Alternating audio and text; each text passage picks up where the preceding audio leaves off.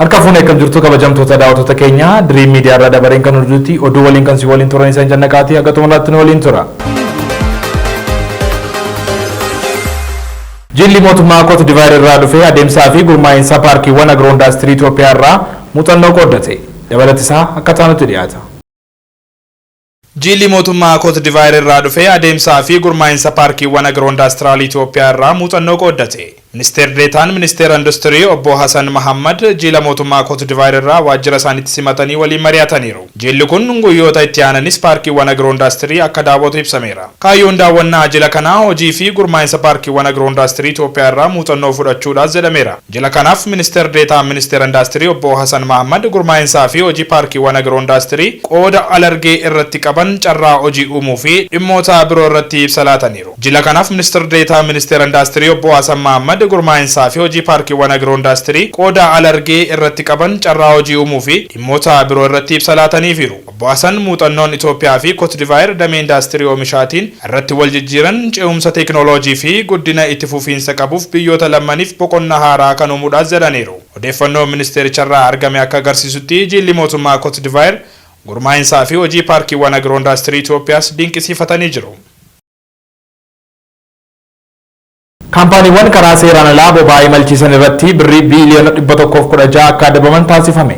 Dabalatisaa akka taanutti dhiyaata. Ji'oota ja'an darbaniin kaampaaniiwwan boba'aa liitira 325 karaa seeraan alaa imalchiisan birrii miiliyoona 116 akka adabaman taasifamuu Ministeerri Daldalaa fi Walitti Hidhamiinsa Naannawaa Dr. Kaason Gofee beeksisan. Ministeerichi ergaa karaa miidiyaa hawaasummaa isaaniin qoodaniin mata duree qulqullinaan gara sirna daldalaa ariitii qabuutti jedhuun raawwii hojii ministeerichaa fi dhaabbileetti waamamtoota isaan geggeeffamaa jira jedhaniiru. Ji'oota ja'an darbaniin damicharraa galiin doolaara biiliyoona 3.28 argamuus ibsaniiru. Wiirtuun qe'ee qulqullinaas Itoophiyaa kan madaaluu fi sadarkaa dinqisiisaa ta'een xumuramuunsaa milkaa'ina olaanaa biyyaaf argamsiiseera jedhaniiru. Karaa onlaayinii daldalaa galmeessuu fi eeyyama kennuudhaanis riifoormii bu'aa qabeessa ta'e milkeessuu eeranii gama kanaan adeemsa badaa sirreessuu keessatti hojjettoota dhaabbatichaa seeraan alummaa keessatti hirmaatan irratti tarkaanfiin seeraa fi bulchiinsaa fudhatamuus ibsaniiru. Bara baajataa kana ji'oota ja'a keessatti tajaajilli daldalaa fi eeyyama galmee miiliyoona 2.5 kennamuus ibsaniiru. Kan bara darbeen yoo madaalamu caalmaa guddaa bu'aa qabaas jedhaniiru. Bittaa fi gurgurtaa boba'aa sirna qabsiisuuf hojii hojjetameen kaampaaniiwwan boba'aa liitira 325 karaa seeraan ala imalchiisan irratti bittaa fi gurgurtaa boba'aa sirna qabsiisuuf hojii hojjetameen kaampaaniiwwan boba'aa liitira 325 karaa seeraan ala imalchiisan birrii miiliyoona 116 akka adabamanis taasifameera jedhaniiru. Galmeen imala gara hajiitti taasifamu kamisa dhufu jalqabama jedhame. Galmeen imala gara hajiitti bara kana taasifamu amajjii 15 bara 2017 kamisa dhufu kan jalqabamu ta'uusaa manni maree waliigala dhimmoota Islaamaa Itoophiyaa beeksise. Hojii gaggeessaa mana marichaa Hajii Kaamil Haaruun ibsa kennaniin galmeen kun guraandhala 21 bara 2017 kan xumuramu ta'uusaa beeksisanii jiru. Galmeen kun Finfinnee dabalatee buufataalee 30 biyyattii bakka hundatti argamanitti kan gaggeeffamu ta'uusaas ibsaniiru.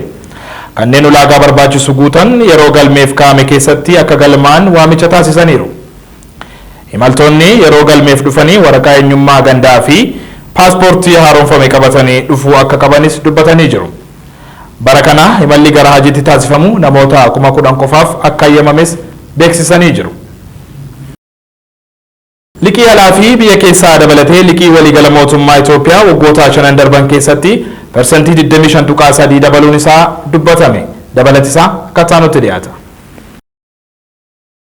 Liqii alaa fi biyya keessaa dabalatee liqiin waliigala mootummaa Itoophiyaa waggoota 5 darban keessatti persentii 25.3 dabaluudhaan dhuma baatii waxabajjii 2024tti doolaara biiliyoona 68.9 ga'uun ibsame. Kunis oomisha waliigalaa biyya keessaa GDP biyyattii keessaa persentii 32.9 kan bakka bu'u yoo ta'u, kan bara darbee ture waliin wal bira qabamee yeroo ilaalamu persentii 8.8 dabaluu gabaasa liqii mootummaatti bana ministeera maallaqaa maxxanfame ni mul'isa. Gabaasichi daballee liqii mootummaa waggoota 5 darban keessatti mul'ateef jijjiirama gatii sharafa alaa akka sababa ijoottis kaa'ameera. Liqii waliigala keessaa liqiin biyya keessaa persentii 59 Kana jechuunis doolaara biiliyoona 40 yeroo ta'u, liqiin alaa immoo persentii 41 yookaan doolaara biiliyoona 28.9 qabateera. Waggaa darbe keessaa liqiin biyya keessaa persentii 14 kan dabale yeroo ta'u, liqiin alaa immoo guddina xiqqaa persentii 2.5 galmeessee jira. Liqii alaa Itoophiyaan hin kaffalamin qabdu keessaa dhaabbilee biyyoota hedduu liqii laafaa olaanaa kennan tilmaamaan persentii 52 kan qaban yoo ta'u,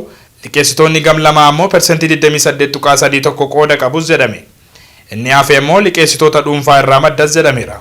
Doolaara Ameerikaa liqa alaa Itoophiyaan qabdu keessaa persentiin 45.84 yoo ta'u, yuuroo persentii 6.58 fi yuuhaan chaayinaa persentii 1.52tti aananii argamu. Gabaasni kun akka agarsiisutti liqiin alaa Itoophiyaan yeroo ammaa dhibbeentaa alergiitiin qabdu persentii 179.8 yeroo ta'u, ulaagaan biyyattiin keesseen persentaa 150 haalaan caaleeraas jedhame. Kun ulaagaa bu'uuraa ol ta'uu agarsiisas jechuun ibsameera. Haa ta'u malee gabaasni kun liqii mootummaan waliigala biyyattii ulaagaa baankii addunyaa fi fandii maallaqa idil addunyaa keessatti akka argamus ibsameera. Gabaasni kun kan ba'e sagantaa haaraa hojiirra oolmaa riifoormii dinagdee biyyaa keessaa isa lammaffaa deeggaruuf kaayyeffatee ilaalchiseen ji'oota 6 dura mootummaan Itoophiyaa fi IMF gidduutti marii xumuramuun hordofeeti. Waliigaltichi kan irra ga'ames mootummaan dhuma ji'a adoolessaa bara 2024 sirna sharafaa alaa gabaa irratti hundaa'eetiin ce'uuf murtee erga dabarsee boodadhas jedhame. Akka gabaasa kanaatti qaawwii faayinaansii hafte yeroo sagantaa bara 2024 yookaan 25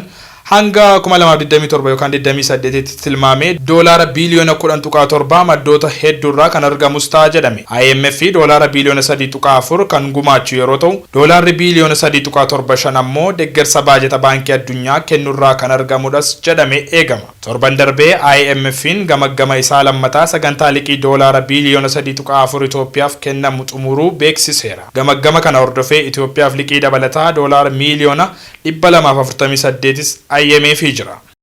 Gaanfa Afrikaatti konfiraansiin guddina daldalaa gaggeeffamaa jira.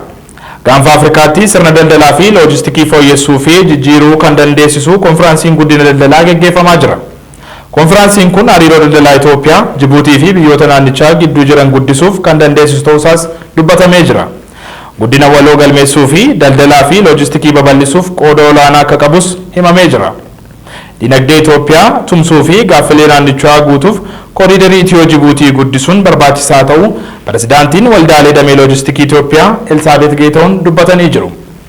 Hooggantoonni olaanoo mootummaa Itoophiyaa fi Jibuutii, hooggantoonni damee daldalaa akkasumas ergitootaa fi galchitoota dabalatee ogeeyyiin dhimmichaa konfiraansii irratti argamuun beekamee jira.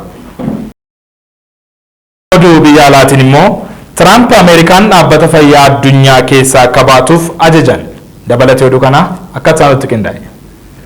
Tiraamp Puutiniin waraana Yuukireen keessaa akka dhaabu itti himu hoogganaan ce'umsaa ittisaa ammaa Rooberti Wiikii garee ce'umsaa itti gaafatamaa Tiraamp Peentaagoon keessatti kan sagantaa Tuudee irratti dhiyaatan irraa odeeffannoon dabalataa dhaga'ame. Innis waa'ee akkaataa Tiraampitti waraana Yuukireen irratti hojjetu dubbata ture. Rooberti Wiikiin Tiraamp pirezidaantii Raashiyaa Vilaadimeer Puutiif bilbiluudhaan waraana Yuukireen keessaa akka dhaabu itti himuudha jedhan.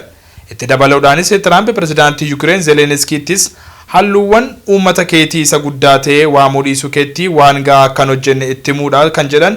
Itti fufuunis Zeleniskiidhaan dhiirota uummata keessatti maashaa fi cimina kennan alatti dhiisaniiru jedhan. Puutiin waamicha Tiraamp diduun waraanicha dhaabuu yoo didan ajajawwan pirezidaantummaa Tiraamp keessaa tokko humna anniisaa Ameerikaa hiikuu ta'a jedhan Wiikiin. Dhangala'aan gaazii uumamaa Ameerikaa gara Awuroopaatti yaa'uu ni jalqaba kan jedhan Wiikiin boba'aan Ameerikaa gabaa boba'aa addunyaa irratti argamuun isaa ammoo gatii boba'aa gadi buusaa jedhaniiru. Kunis dinagdee Raashiyaa ni kuffisa kan jedhan, sunis rakkoo cimaa dinagdee yeroo waraanaa Puutiin irra kaa'aa deemaa jedhan. Doonaald Tiraamp waajjira waggaa 4 dura keessa ture Waayit Haawusitti wayita deebi'u haaraa itti hin taane. Murteewwan hedduu akka dabarsuu fi akka mallatteessus itti qophaa'ee deeme. Wayita inni ol seenu ajaja inni dabarsuuf qophaa'aa ture hedduutu mallattoo isaaf eegaa ture. Ajaja kana keessaa tokko kan ta'e waa'ee Ameerikaa dhaabbata fayyaa addunyaa keessaa baasuuti jedhan. Tiraamp kana irratti gammadee mallatteesse.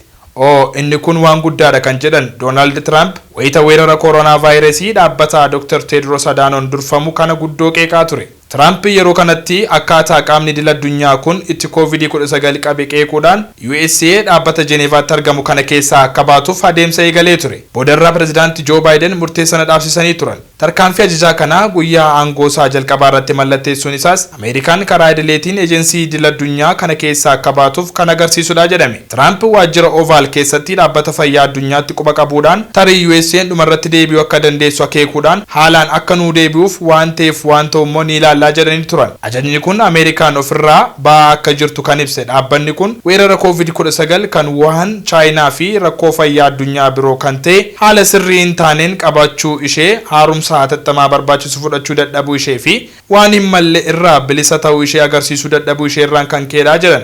Dhiibbaan siyaasa biyyoota miseensaa dhaabbata fayyaa addunyaa. Ajajni hojii raawwachiistuu kun akkasumas wanti kun bu'aa kaffaltii ulfaataa haqa qabeessa hin taane USA qaama dhaabbata mootummoota gamtoomanii ta'ee dhaabbata fayyaa addunyaaf goote ta'us ibsaniiru. Egaan kabajamtoota daawwattoota keenya oduun keenya kan hangammaatti daawwattan ture qophiilee waliin turtii gaarii.